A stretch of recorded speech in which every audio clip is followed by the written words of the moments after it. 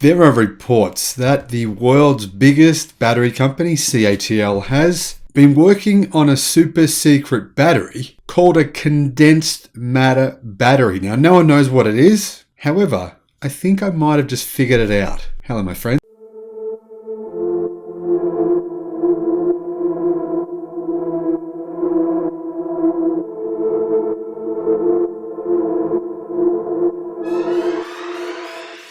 Friends, and welcome to the channel. I'm the Electric Viking. Great to see you. CATL.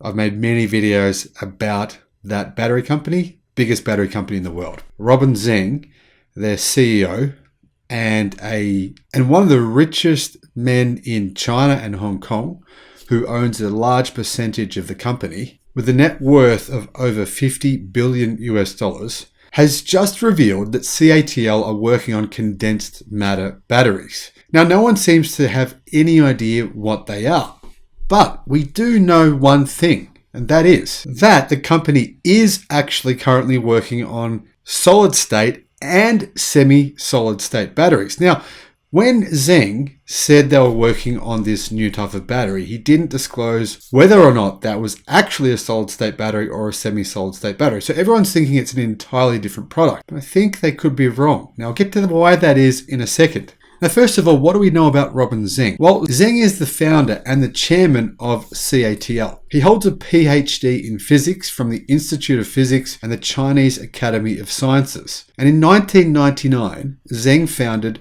Amperex Technology Limited, or ATL, a company manufacturing lithium polymer batteries. In 2005, ATL was largely acquired by Japan's TDK. Do you remember the cassette tapes used to say TDK on them? Same company. But Zeng continued as CEO of ATL. In 2012, Zeng and Vice Chairman Hong Shilin spun off the EV battery operations of ATL into the new company CATL, which manufactures lithium-ion rechargeable batteries, and it rose to become one of the world's leading manufacturers in the years that followed.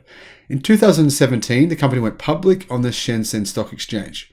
And as of last month, Zeng is worth over $50 billion, of course, due to his partial ownership of CATL. Now, all we know about this battery from Zeng officially is that he said that the joint advancement of the battery's chemical system structure manufacturing and business model innovation is what will drive the development of the new energy vehicle industry. Zeng, like I said, he didn't elaborate on the batteries themselves. However, he is an expert in the field.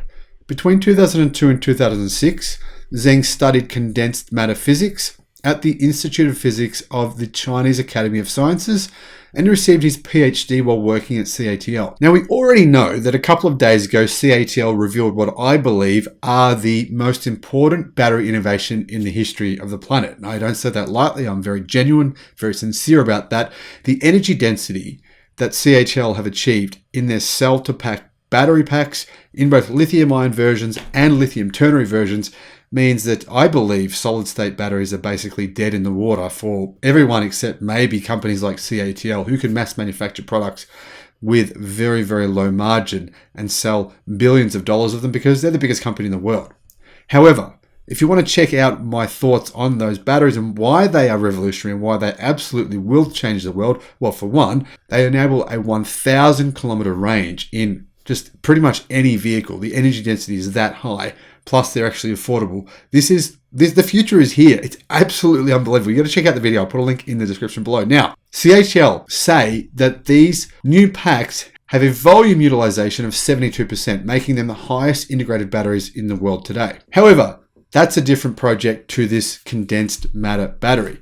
What is a condensed matter battery? Well, like I said, no one really knows. However, eepower.com wrote an article on the 22nd of March 2019 called Condensed Matter Physics and Material Science Merged Together in Solid-State Lithium-Ion Batteries. Now, I've gone through journals and journals and journals and not been able to find any information on condensed matter physics being used with batteries, except for this one project, which was actually commissioned in the US. Now, scientists at the US Department of Energy's Argonne National Laboratory, in collaboration with researchers from Purdue University and Rutgers University, have merged material science and condensed matter physics in a study of promising solid material that conducts lithium ions. So what's it all about? Lithium ions diffuse rapidly within the lattice of a strongly correlated perovskite called samarium nickelate. Quantum calculations show that this fast shuttle occurs due to the low thermodynamic barrier associated with hopping off lithium ions between adjacent tetrahedral sites, and the samarium, nickel, and oxygen are affected in this process. Now, the transport of ions or charged atoms through materials plays a crucial role in many electrical systems, from batteries to brains.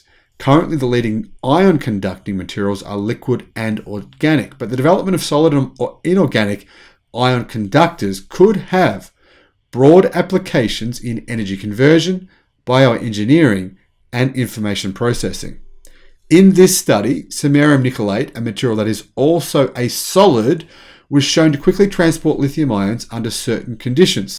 The study was published in Proceedings of the National Academy of Sciences, USA. The study reported that for samarium nickelate, the quantum phenomena at play within its molecular structure affects the material's properties on a larger scale, and its unusual structural features can yield favorable electronic properties. Now, before I bore you too much with all the details of this, it turns out that these scientists have used supercomputers to model the dynamics of the system to predict what pathways the lithium ions could take through the nickelate. Essentially, the entire project was an exercise in using condensed matter physics and material science in order to create the ideal solid-state battery, right? Now, interestingly, the authors of this study include one other student who attended the Institute of Physics of the Chinese Academy of Sciences during the period of time in which Robin Zeng was also doing his PhD there on condensed matter batteries. Now, the authors included Yongqi Dong, Ronghui Ku, and Cheng Yun Sun. And there clearly appears to be a direct link between the two of them. Now, I might be making this up, but it looks like that's what's happened.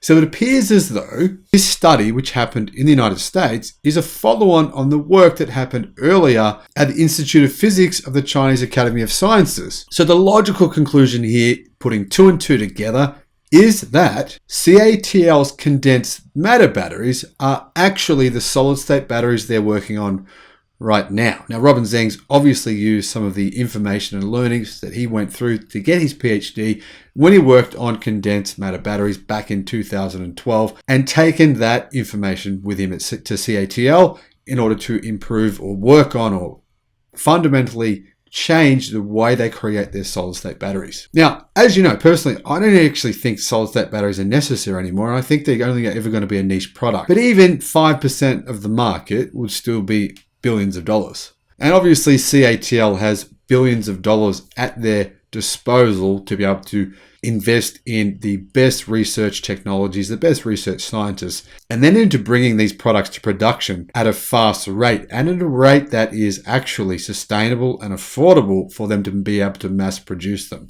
So here is my take on this. CATL are working on their solid-state batteries and their semi-solid-state batteries.